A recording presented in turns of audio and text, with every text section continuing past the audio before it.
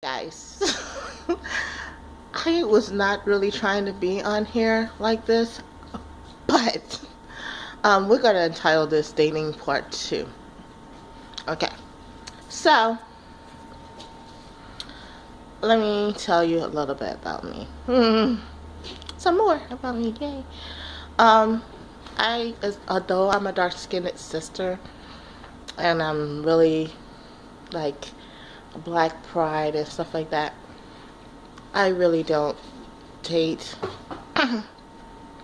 dark-skinned guys. I only date them like if they're conscious, like they're pro-black, they really know, they can speak some wisdom or breathe some life into my existence.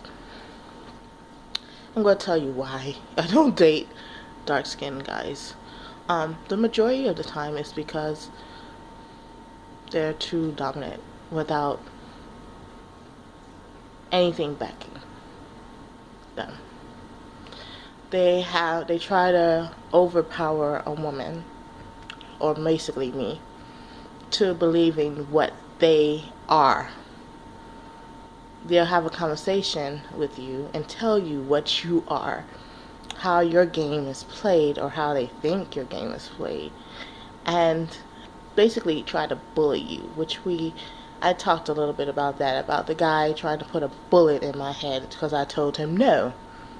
I just recently had a conversation with an older person who, an older black man, who everything I said to him, even, from jump, he was pretty much demanding.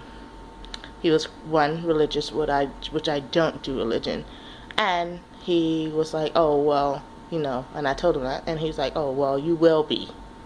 That kind of attitude is why I don't date black men.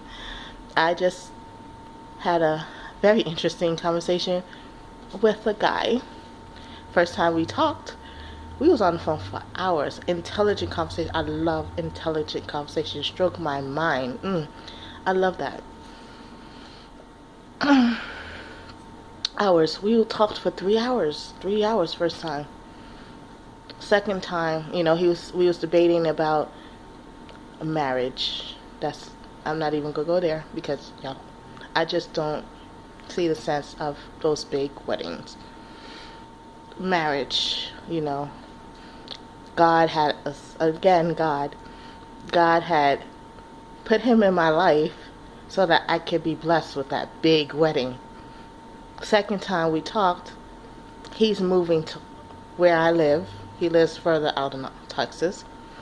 What did I think about that? You're a grown man. My answer, you're a grown man. You can move wherever you want. That has nothing to do with me. Oh, it has something to do with you. How? We talked twice. It has nothing to do with me. The 3 hours we talked, we never established that we were going to get together. That never came out my mouth. He just texted me this week asking for relationship advice. Nowhere in the 3 hours, the second conversation, did he say he was living with someone. Then he tried, because I told him about my past relationship, he tried to pit what he was going through with what he is living with. He's living with a situation that is so contradiction to what I was living with. One, it sounds like the female is very dependent on him. Two, in the beginning of my relationship, I was the one who was giving.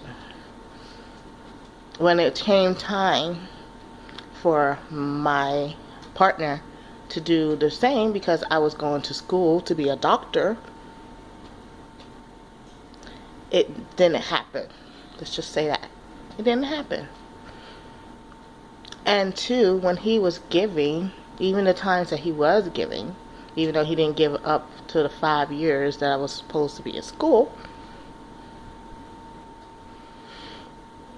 I took the money he gave me and I made sure that he had things like underwear, like socks, like shoes, like ties, like necessities, deodorant. So I continued doing what I had already previously did.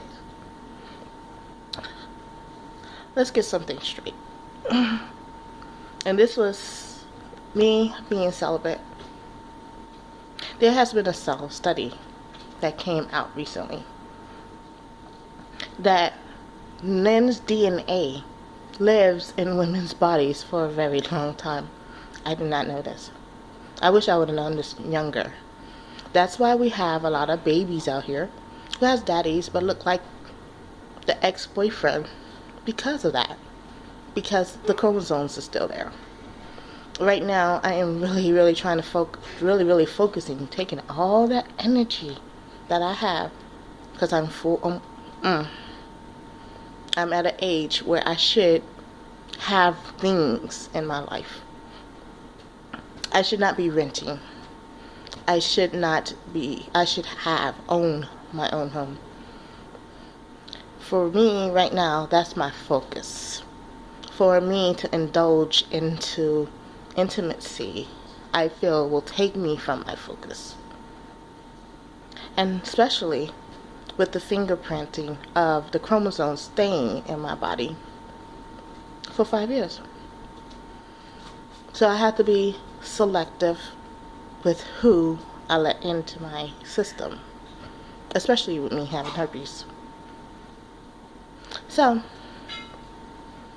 no one's gonna bully me, especially someone who already had their own and lost it. If you understand where I'm coming from. Don't let people bully you. If you're in the meantime, you know what you want. Don't settle for less because you're lonely. Don't settle for less because you see your ex doing better. Strive for better than him.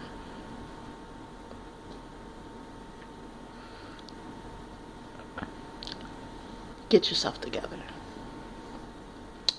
What's your day one?